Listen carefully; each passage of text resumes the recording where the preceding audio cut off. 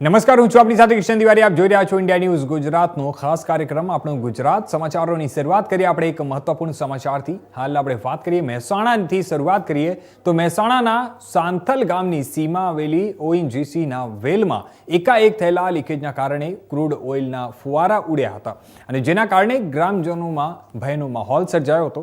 જણાવી દઈએ કે આને ઓઇલ સાથે પ્રસરેલા આગના કારણે લોકોની આંખો બળવાના તેમજ ગુંગરામણના બનાવો પણ બન્યા હતા. ત્યારે કલસરપુર ગામે રહેતા ભરતકુમાર કેસવાલ પટેલે સાંથલ પોલીસ સ્ટેશનમાં ફરિયાદ રૂપી અરજી આપી છે, જેમાં કસલપુર ગામના પુંજીરામ પ્રહલાદ દાસ પટેલની સાંથલ ગામની સીમમાં સર્વે નંબર 650 અને જૂનો સર્વે નંબર 403 કે જે ઓએનજીસીની દિવાલને અડીને આવેલો છે. અત્રેની અડધી જમીન ઓએનજીસીના કબજામાં છે અને બાકીની જમીન ખેડૂતના કબજામાં છે. તે વેલ નંબર SNAN50ની બાજુમાં આવેલા છે અને તેમાંથી લાખો રૂપિયાનો ક્રૂડ ઓઇલ 650 નંબરની જમીન ઉપર પથરાઈ ગયેલું છે. ત્યારે કર્મચારીની લાપરવાહીના કારણે થયેલા નુકસાનના કારણે ખેડૂતની હાલત કફોડી બની છે. આ અંગે જવાબદારો સામે કડક પગલાં ભરવામાં આવે તેવી માંગણી કરવામાં આવી છે.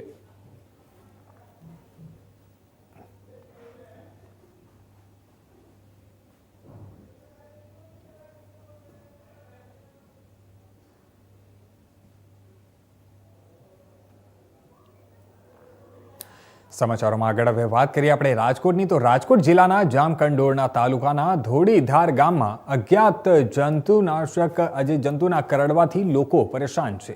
ત્યારે બીજી તરફ આપણે વાત કરીએ તો પ્રાથમિક આરોગ્ય કેન્દ્રનો સ્ટાફ કેન્દ્રની અંદર રાસ ગરબા રમતો હોવાનો વિડીયો વાયરલ થતા હડકંપ મચી ગયો છે. મળતી માહિતી મુજબ જણાવી દઈએ કે છેલ્લા કેટલાય દિવસોથી ગામમાં અજ્ઞાત જંતુઓ જે છે તે લોકોના ડંખના કેસો સામે આવી રહ્યા છે અને તેની તપાસ હજી પૂર્ણ નથી થઈ. અને આ વચ્ચે 2 સપ્ટેમ્બરના રોજ સ્ટાફ દ્વારા આરોગ્ય કેન્દ્રની અંદર રાસ ગરબા રમતા જે દેખાવાનો વિડીયો ચર્ચાનો વિષય બન્યો છે. આ મુદ્દે પૂછપરછ કરતા આરોગ્ય અધિકારીઓએ જણાવ્યું કે આ કાર્યક્રમ HDMC, HDYC અને NPCB નેશનલ ક્વોલિટી સ્ટાન્ડર્ડ હેઠળ યોજાયેલી વેલનેસ એક્ટિવિટીનો ભાગ હતો. અધિકારીઓ અનુસાર તે દિવસ ટ્રેનિંગનો અંતિમ દિવસ હતો અને રાસ ગરબા એ ટ્રેનિંગના સમાપનનો ભાગ હતો. વિડીયો વાયરલ થયા બાદ ધોળીધાર પ્રાથમિક આરોગ્ય કેન્દ્ર જિલ્લામાં ચર્ચાનું કેન્દ્ર બની ગયું છે અને જણાવી દઈએ કે આરોગ્ય વિભાગ તરફ લોકોના સવાલો ઉઠી રહ્યા છે. ધોળીધાર ખાતે આ એક વિડીયો વાયરલ થયો છે. તે અંગેના ખુલાસા અંગે એક સ્ટાફની તાલીમનું આયોજન કરેલું હતું. HBNC, HBYC તાલીમના ભાગરૂપે આયોજન કરેલું, જેમાં કોઈ પણ દર્દીને હાલાકીનો સામનો કરવો પડે નથી. નોન ઓપીડીના સમયમાં આપણે આયોજન કરેલું હતું. અમારો પ્રાથમિક આરોગ્ય કેન્દ્ર ધોળીધાર પર HBNC, HBYC, NPCB અને નેશનલ ક્વોલિટી અશ્યોરન્સ સ્ટાન્ડર્ડ જેની તાલીમના ભાગરૂપે સ્ટાફની વેલનેસ એક્ટિવિટી અને સ્ટાફ રિક્રિએશન એક્ટિવિટીના ભાગરૂપે આ તાલીમનું આયોજન થયેલું હતું, જેમાં આ વેલનેસ એક્ટિવિટી થયેલી હતી. આ વિડીયો છે એ કઈ તારીખનો છે? જે 2 સપ્ટેમ્બરનો છે, જે દિવસે આખા દિવસનું ટ્રેનિંગનું આયોજન થયેલું હતું, જેમાં PHCનો તમામ સ્ટાફ આ ટ્રેનિંગમાં ટ્રેનર તરીકે. સમાચારોમાં હવે આ તરફ આપણે આગળ વાત કરીએ રાજકોટની. તો રાજકોટની જિલ્લા પંચાયત કચેરીના જૂના કોર્ટ બિલ્ડિંગમાં સ્થળાંતરનો મામલે જ્યારે વિપક્ષી નેતા મનસુખ સાકરિયા દ્વારા ખુલાસો માંગવામાં આવ્યો છે, ત્યારે સમગ્ર કૌભાંડને લઈ આજરોજ રાજકોટ જિલ્લા પંચાયત કચેરીના સત્તાધીશો દ્વારા એક પ્રેસ કોન્ફરન્સ યોજી અને ખુલાસો કરવામાં આવ્યો હતો. આ તકે જણાવી દઈએ કે આ પ્રેસ કોન્ફરન્સની શરૂઆત દરમિયાન જ જિલ્લા પંચાયતના પ્રમુખ પ્રવીણાબેન રંગાણી દ્વારા પત્રકારોના સવાલ સામે ગોળ જવાબ આપવામાં આવ્યો હતો અને જે બાદ પત્રકારોના સવાલોનો સામનો જિલ્લા પંચાયતના પ્રમુખ દ્વારા ન કરી શકતા પત્રકારોના સવાલો સામે જવાબ આપવાની કમાન જિલ્લા પંચાયતના કારોબારી સભ્ય PG કિયાળા દ્વારા હાથમાં લેવામાં આવી હતી. અને ત્યારે આપણે વાત કરીએ તો સમગ્ર કૌભાંડને લઈ ઇન્ડિયા ન્યૂઝ દ્વારા ખાસ PG કિયાળા સામે 70 લાખ જેટલા ખર્ચનો સવાલો કરતા કારોબારી સભ્ય PG કિયાળા દ્વારા આ બાબતે તટસ્થ તપાસ કરાવશું તેવી વાત કરવામાં આવી હતી અને જેમાં જિલ્લા પંચાયતના સ્થાનાંતરણ દરમિયાન કોમ્પ્યુટર સહિતના ઇક્વિપમેન્ટનો ખર્ચ, પ્રમુખો અને અધિકારીઓની ચેમ્બરોમાં કલરનો ખર્ચ, એલ્યુમિનિયમ સેક્શનનો ખર્ચ, કુલ જૂના કોર્ટ બિલ્ડિંગમાં બાથરૂમના સમારકામનો ખર્ચ સહિતના 70 લાખ રૂપિયા જેટલો જે ખર્ચ દર્શાવવામાં આવ્યો તે કઈ રીતે આવ્યો હતો અને આ ખર્ચ વ્યાજબી છે કે નહીં તેવું ઇન્ડિયા ન્યૂઝ દ્વારા પૂછતા કારોબારી સભ્ય પીજી પિયાળા દ્વારા મૌન સેવી અને સમગ્ર બાબતે તટસ્થ તપાસ કરાવવાની વાત જણાવી હતી અને એજન્સીના બિલ પણ અટકાવી દેવાની બાહેધરી આપવામાં આવી હતી। ત્યારે પ્રજાના પૈસા લીલા લેર કરતા રાજકોટના પદાધિકારીઓના જે પંચાયતના જે પદ અધિકારીઓ છે તેમજ અધિકારીઓને શું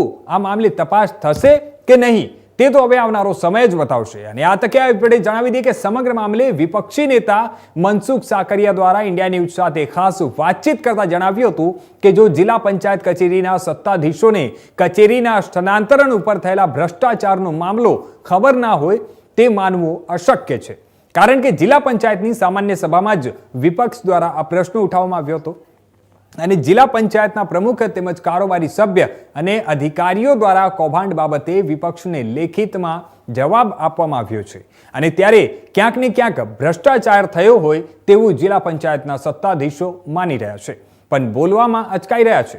ત્યારે વિપક્ષો દ્વારા આ મામલે તટસ્થ તપાસ થાય અને એક કમિટીની રચના થાય જેમાં વિપક્ષને પણ સામેલ કરવામાં આવે તેવી માંગણી કરવામાં આવી છે।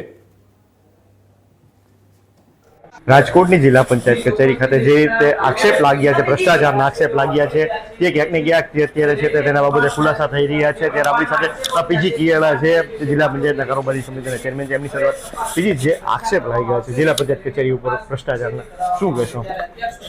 જો આક્ષેપ તો કોઈ પણ કરી શકતા હોય, કામ કરવું ને આક્ષેપ કરવો, આક્ષેપ એટલે સસ્તામાં સસ્તી બાબત છે અને વિરોધ પક્ષમાં બેઠા હોય આક્ષેપ તો કરતા જ હોય છે। ખરેખર તો વિરોધ પક્ષમાં તો અમે કામ કર્યું છે, ખોટા આક્ષેપ ન કરે, પણ એમને લાગી હોય ખોટું થતું હોય તો એને આક્ષેપ કર્યા છે, એ આક્ષેપની જે તપાસ કરાવડાવી, તપાસ કરાવડીને જે ખોટું હોય એ નીકળી જાય અને જે પેમેન્ટ આપ્યું નથી બાકી પેમેન્ટ છે ખોટું છે તો પેમેન્ટ એ નીકળી જાય। જે રીતે આક્ષેપ એમને કર્યા છે 84 લાખ રૂપિયા દર્શાવવામાં આવે છે, એને સામાન્ય સભામાં મુદ્દો પણ ઉપાડ્યો તો તમે લેખિતમાં જિલ્લા પંચાયતે તેને જવાબ આપ્યો છે 84 લાખ રૂપિયાનો ખર્ચો વ્યાજબી છે, તમે માનો છો? પણ એમ કેમ તપાસ કરાવીને કેમ ખબર પડે? તમે એટલું તો તમે કેમ એનું બિલ તમે કેમ તમારી પાસે કઈ નહોતી એવી આજે મારવાનું આવે ને બિલ હવે આવે ચૂકવણું કરવાનું હોય ત્યારે જે પડદાનું છે, એસી નું છે, પછી જે સેન્ટરિંગ છે, કલર કામ છે, બાથરૂમ છે, તેના 84 લાખ સાચું લાગે છે તમને? આલુ કામ થયું છે એવી રીતે આપણે કહી શકીએ। હવે જે ડિપાર્ટમેન્ટને કામ કર્યું છે એની તપાસ થાય તો જ ખબર પડે, એમાં ડીપમાં ઉતરીએ એટલે તપાસ કરી તો આપણને ખબર પડે ને કે ખોટું છે ખાચું છે। તો એજન્સી કઈ હતી બીજી? એજન્સી તો નામ તો હું ભૂલી ગયો, એજન્સી ગ્રીન ગ્રેવીઝ કરીને કંઈક નામ હતું, કોણ એનું, કોણ માલિક કોણ છે, કોન્ટ્રાક્ટ કોણ હતો? કોન્ટ્રાક્ટ એ આઈને લોકલ કામ કરતા। તમને આ એજન્સી કામ દઈ દેતી હોય તો જિલ્લા પંચાયત કારોબારી સમિતિ છે, પછી ચેરમેન છે, પ્રમુખ છે, તેને કોઈ એવું નથી, અધિકારી કોઈ જાણ નથી આ કરતા? એજન્સી એમ નો ફિક્સ થતી, આ 12 મહિનાના વાર્ષિક ભાવવારી છે। વાર્ષિકમાં ફિક્સ થઈ હોય પણ તમારી પાસે કારોબારીને તમે સમિતિના ચેરમેન છો, તમને એટલી તો જાણ થઈ હોય કે આ પૈસા કેમ નો આવે?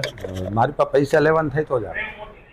આ કામગીરી અંગે તો તમને કઈ કહેવામાં ન આવે, કામગીરી થઈ જાય ગમે તેવી થાય તો તમને કઈ કહેવામાં ન આવે, જાય આપણે પૂછીએ તો આવે, ઓમ નો આવે મારી પાસે। કેમ નો? તમે તમારે સત્તાધીશ ઉપર બિલ ને અમારી પાસે નો આવે, અમારી પાસે મંજૂરી જ આવે। બીજી માનો છો કે આ જે 84 લાખ રૂપિયા છે હકીકત એટલો ખર્ચો થયો છે અને કામ એટલું જ થયું છે એવું માનો છો તમે? બંધ કરી ના બીજી કયો તો ખરી, કારણ કે જે રીતે એમાં એવું છે જે 84 લાખ રૂપિયા તપાસ કરે તો ખબર પડે ને હું કેવી રીતે કરું। પણ આ જો એસી માં તમે એમ કીધું એસી ના જે પાઇપ ના જે એસી નો તો કાચ તોડીને આમ જો કીધે આમાં કાચ તોડીને અંદર દેખાયેલું છે, બરોબર? તો આ કાચ તોડીને જો ફિટિંગ કર્યા હોય પાઇપ તો આનો કઈ આખો બધાયનો કઈ 2 લાખ રૂપિયા ખર્ચ થાય। બીજી એક સાચું એક ભગવાનને સાક્ષી રાખીને તમે બોલો કે આટલો ખર્ચો થાય, કેમ બીજી તમે બોલવા નથી કેમ? અધિકારી જે અધિકારીઓ છે તેની સત્તાધીશોની મિલી ભગત છે, કોન્ટ્રાક્ટરોની મિલી ભગત છે। અમારે મિલી ભગત જીવનની અંદર ક્યાંય આવતી જ નથી, ક્યાંથી હોય મિલી ભગત? હવે શું કામગીરી સાચે પછી નહીં કરો? અમે જે આ મુદ્દો લીધો છે એની હું સંપૂર્ણ રીતે તપાસ કરવા માંગુ છું। કેટલા દિવસમાં તપાસ થશે ને કેટલા દિવસમાં તપાસ પૂર્ણ કરીને જવાબદાર તમે? મહિનાની અંદર તપાસ પૂરી થઈ જાય ને એવું હું અત્યારે પ્રમુખને આગળ મળીને કહું છું કે દીદી જો તપાસ નહીં થાય અને આની જે કહેવાય ઘરનું કે ઘરમાં જે થાળીમાં ઢોળાય ને ખવાઈ જાય ખીચડીમાં, એવું લાગે છે? નહીં કરવા જોઈએ। થશે તો શું કરશો? કરાવીશ, તપાસ કરાવી છે। એટલે તમે માનો છો તો ખરી ને કે હકીકતે જે ભ્રષ્ટાચાર તો થયો જ છે?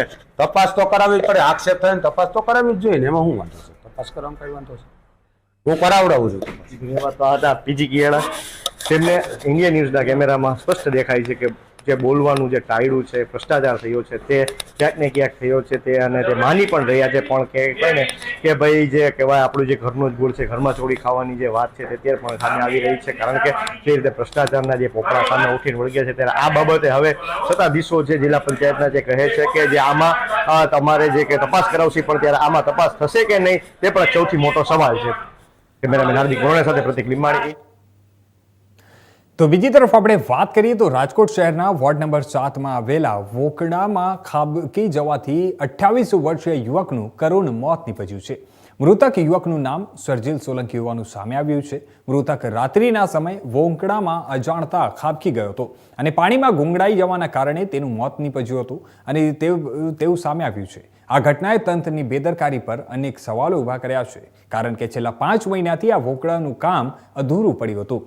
એક તરફથી વોર્ડ નંબર 7ના કોર્પોરેટર નેહલ શુક્લ દ્વારા પોતાની ફેસબુક વોલ પર પોસ્ટ કરવામાં આવી છે કે તેમની પાસે 20 લાખ રૂપિયાની ગ્રાન્ટ પડી છે. સ્થાનિકોને પોતાના વિસ્તારમાં વિકાસલક્ષી કાર્યો સૂચવવા પોસ્ટ કરવામાં આવી છે. તો બીજી તરફ જૂના કામો 5 મહિના બાદ પણ હજુ અપૂર્ણ છે. ત્યારે આ દુઃખ જે ઘટના છે તે બાદ સ્ટેન્ડિંગ કમિટીના ચેરમેન જયમીન ઠાકરે નિવેદન આપ્યું છે અને તેમને કહ્યું કે આ સમગ્ર મામલે તપાસના આદેશ આપવામાં આવ્યા છે. મેં ઘટનાનો સીસીટીવી ફૂટેજ પણ જોયા છે અને પ્રાથમિક તપાસમાં કોન્ટ્રાક્ટરની ગંભીર બેદરકારી સામે આવી છે. તેમણે જણાવ્યું કે કોન્ટ્રાક્ટર સામે પેનલ્ટી ફટકારવામાં અને અન્ય દંડાત્મક કાર્યવાહી કરવામાં આવશે. આ ઉપરાંત કાયદાકીય પ્રક્રિયાનો પણ અભ્યાસ કરીને કડક પગલાં પણ લેવામાં આવશે અને આ ઘટનાએ સ્થાનિક લોકોમાં ભારે રોષ પેદા કર્યો છે. સૌથી પહેલાં તો જે વ્યક્તિનું મૃત્યુ થયું છે, સોલંકી ભાઈ કરીને કોઈ વ્યક્તિનું મૃત્યુ છે, એમના પરિવારજનોને સાંત્વના પાઠવું છું અને એમના દિવ્ય આત્માને ભગવાન મહાદેવ શાંતિ આપે એવી હું ઈશ્વરને પ્રાર્થના કરું છું. ઇલેક્ટ્રોનિક મીડિયાના માધ્યમથી મારા ધ્યાનમાં વિષય આવ્યો છે અને સવારે પણ મારા ધ્યાનમાં મને રોડના એન્જિનિયરો દ્વારા કહેવામાં આવ્યું હતું. આ જે એજન્સીની જે ખામી સ્થિતિઓ રહી ગઈ છે, કારણ કે જે મને સીસીટીવી ફૂટેજ મારા ધ્યાનમાં મૂકવામાં આવ્યા હતા, ફૂટેજના માધ્યમથી પણ મેં જોયું કે જે વોકડાને જ્યારે વોકડો બનતો હોય ત્યારે લોકોની જાનમાલની સુવિધા માટે અમે લોકો બ્લુ કલરના કે વ્હાઇટ કલરના પતરા મારતા હોઈએ છીએ, પણ એક સાઈડ પતરું નહોતું માર્યું. એ કોન્ટ્રાક્ટરની બેદરકારીનો વિષય છે અને એને પેનલ્ટી પણ મારવાના છીએ અને એની ઉપર શિક્ષાત્મક પગલાં કાયદાકીય જોગવાઈ મુજબ કેવી રીતે લઈ શકાય એનો અભ્યાસ કરીને એ કોન્ટ્રાક્ટરને એની ઉપર કાયદાકીય પગલાં પણ લેવામાં આવશે અને એમના પરિવારને પણ હું આજે. તો બીજી તરફ આપણે વાત કરીએ તો રાજકોટ મહાનગરપાલિકા ખાતે આજે મનપાના પદાધિકારીઓની સ્ટેન્ડિંગ કમિટીની બેઠક મળી હતી. આ બેઠકમાં રાજકોટ શહેર ભાજપ પ્રમુખ માધવ દવે, મનપા મેયર નૈનાબેન પેઢડિયા સહિત 18 વોર્ડના કોર્પોરેટર પણ ઉપસ્થિત રહ્યા હતા. જણાવી દઈએ કે આ સ્ટેન્ડિંગ દરમિયાન કુલ 33 જેટલી દરખાસ્તો મૂકવામાં આવી હતી અને જેમાં એક દરખાસ્તને રીટેન્ડરિંગમાં લઈ જવામાં આવી છે. ત્યારે જણાવી દઈએ કારણ કે રાજ્ય સરકારની સૂચનાથી શહેરમાં 2 લાખની વસ્તી ફાયર સ્ટેશન મૂકવાની વાત કરી હતી અને જેમાં બજરંગવાડી, વિરાટનગર અને મોવડી વિસ્તારની તુલનામાં જે ભાવો આવ્યા, કારણ કે તે તમામ ફાયર સ્ટેશન G+7 હતા અને સેન્ટ્રલ ઝોનમાં બનાવવામાં આવેલા ફાયર સ્ટેશન G+3 હતું, એટલે કે ગ્રાઉન્ડ +3 હતું. એટલે સ્ક્વેર ફૂટની દ્રષ્ટિએ ભાવ વધારે લાગતા તે દરખાસ્તને રીટેન્ડરિંગ પ્રક્રિયામાં લઈ જવામાં આવી છે અને બાકીની બધી દરખાસ્તોને બહાલી આપી કુલ 114 કરોડ 73,58,000ના વિકાસ કામોની મંજૂરી આપવામાં આવી હતી.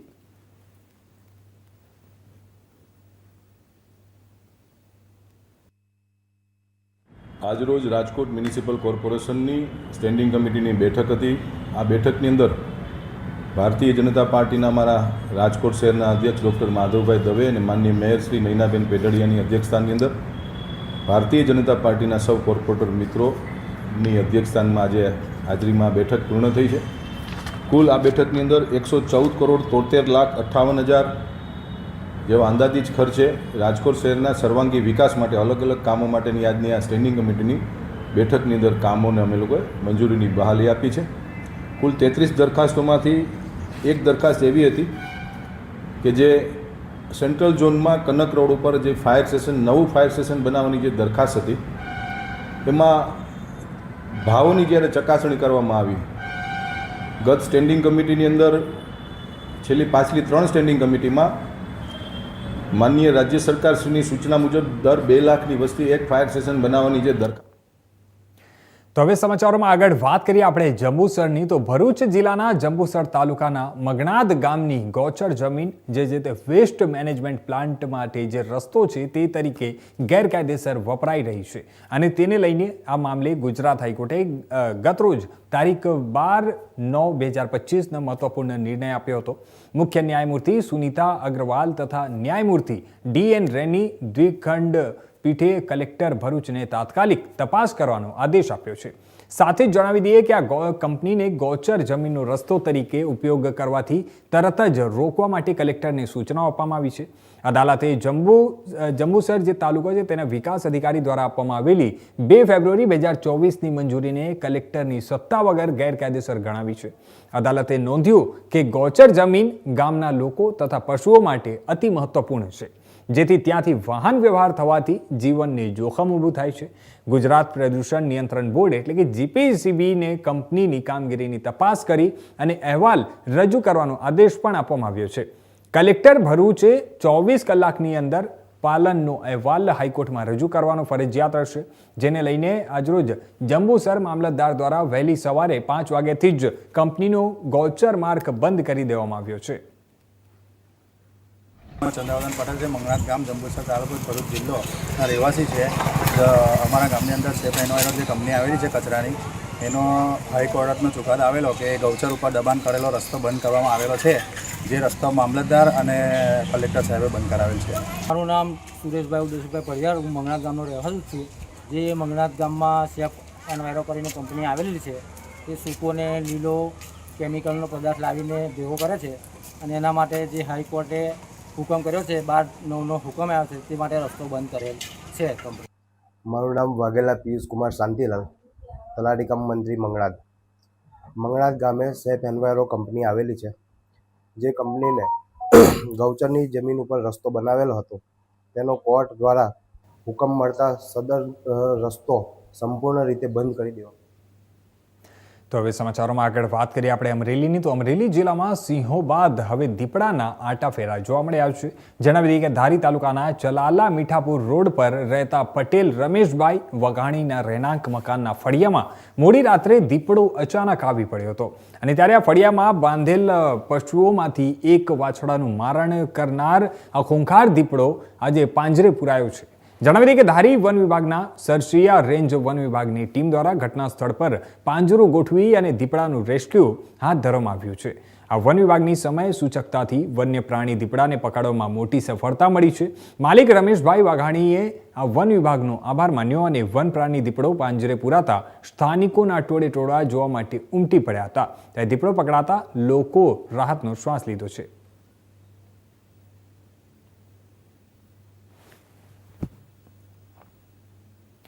તો આ તરફ આપણે વાત કરીએ હવે તો બનાસકાંઠા જિલ્લાની આશા વર્કર બહેનો આજરોજ જિલ્લા પંચાયતના બગીચામાં તેમની પડતર માંગણીઓ માટે એકત્ર થઈ હતી અને તેમને ઓનલાઈનની આ કામગીરી સોંપવામાં આવતા કેટલીક બહેનો ઓછું ભણેલી હોવાના કારણે તેમજ પૂરતું વેતન ન ચૂકવવામાં આવતું હોવાના કારણે આ કામગીરીનો વિરોધ કરવામાં આવી રહ્યો છે.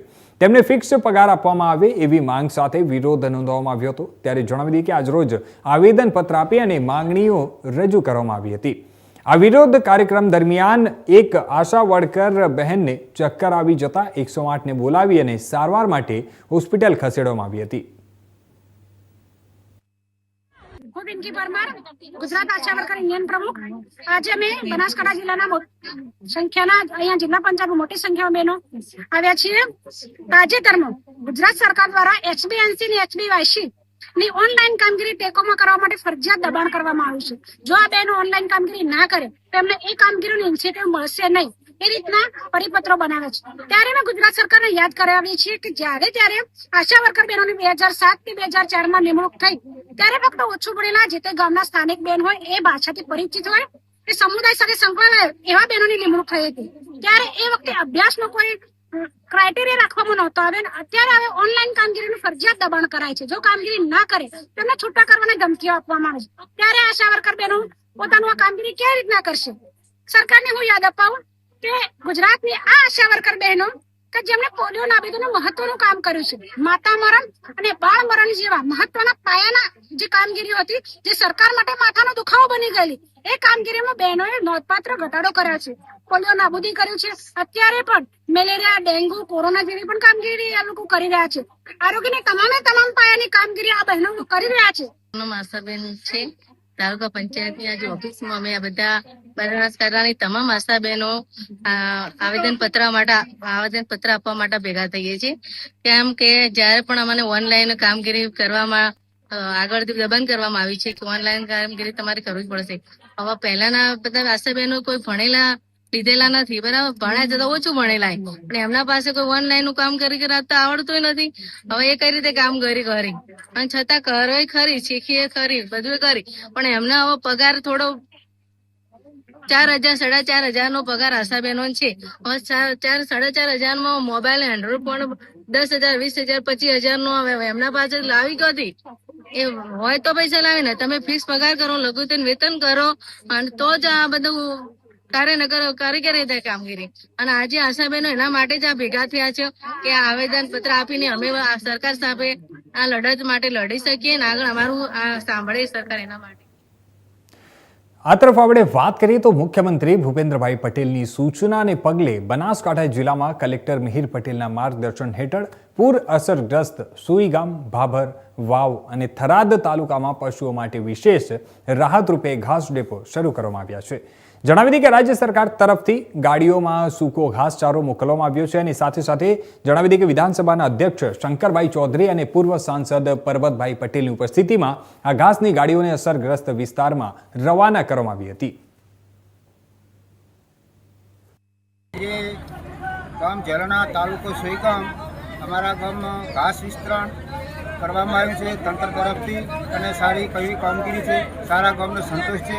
ઘાસનું વિસ્તરણ બહુ સારી રીતે થાય છે. ટ્રેક્ટર, ટ્રોલી, એકામાંથી દરેક સમાજના દરેક આગેવાનો, દરેક માણસો પોતપોતે સ્વતંત્ર પશુ છે એના પ્રમાણે દરેકને ઘાસ આપવામાં આવે છે અને દરેક લઈ જાય છે. અને તંત્રનો ખૂબ આભાર, સરકારનો ખૂબ આભાર અને ધન્યવાદ. અને આવી સહાય મળે એ લોકોની ખૂબ ઈચ્છા છે. ગામ ઝરણા, તાલુકો સોઈગામ, જિલ્લો બનાસકાંઠા. હું ઝરણા સરપંચ શ્રી કાનજીભાઈ ભીખાજી રાજપૂત. તંત્રનો ખૂબ આભાર સેવા બદલ. હું આભાર માનીશ માનનીય મુખ્યમંત્રી શ્રી ભૂપેન્દ્રભાઈ પટેલ અને એમની સરકારનો કે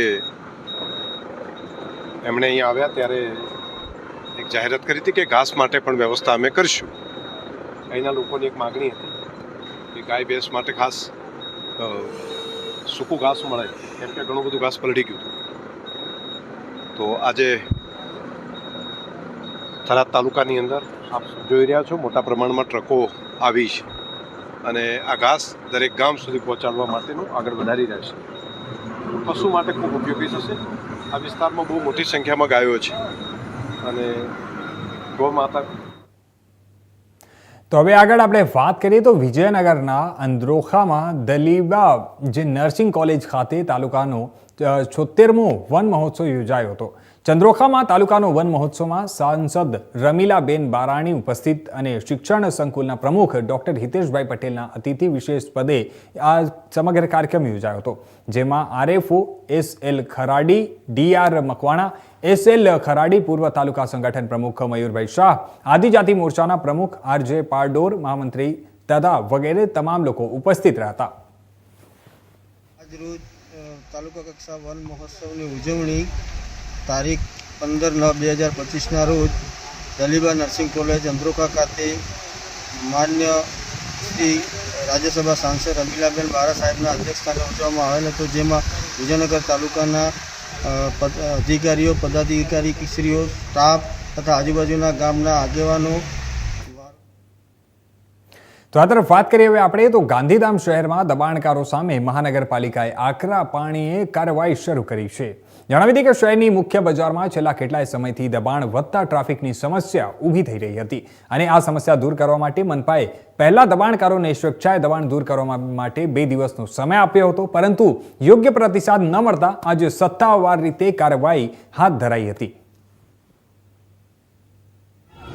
ગાંધીધામ મહાનગરપાલિકા દ્વારા અગાઉ પણ જ્યારે આપણે દબાણ હટાવ ઝુંબેશ કરી હતી ત્યારે આ તમામ દુકાનદારોને લગભગ 5-1 મહિના પહેલા નોટિસો આપી હતી અને લગભગ 160 કે 70 જેટલી નોટિસો આપવામાં આવેલી હતી અને આપણે શુક્રવારે એ લોકોને હિયરિંગમાં પણ રાખ્યું હતું રજૂઆત સાંભળવા માટે. ત્યારે પણ આપણે સમજાવી દીધી અને વોર્નિંગ આપી દીધી હતી કે ભાઈ હવે તમારે દબાણ તો સ્વૈચ્છિક હટાવી લેશો, નહીંતર અમે આજે આર્કિટના દબાણો છે એ સોમવાર એટલે કે આજથી ચાલુ કરશું. આપ જોઈ શકો છો કે આજે આ મહાનગરપાલિકાની ટીમ દ્વારા દબાણ હટાવવાની કામગીરી હાથ ધરી રહી છે અને આ તમામ આર્કિટના દબાણો હટાવવામાં આવશે. એટલું જ નહીં, જેને અગાઉ નોટિસો આપી છે એવા તમામ દબાણકારોને પણ જાણ કરીએ છીએ કે હવે ક્રમશઃ દર અઠવાડિયે વારાફરતી એક વિસ્તારમાં દબાણ હટાવવાની કામગીરી જારી રાખવામાં આવશે.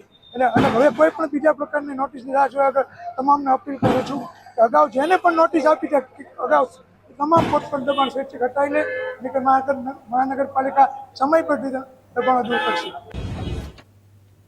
તો આ હતા અત્યાર સુધીના મુખ્ય સમાચારો. વધુ સમાચારો માટે જોતા રહેજો ઇન્ડિયા ન્યૂઝ ગુજરાત.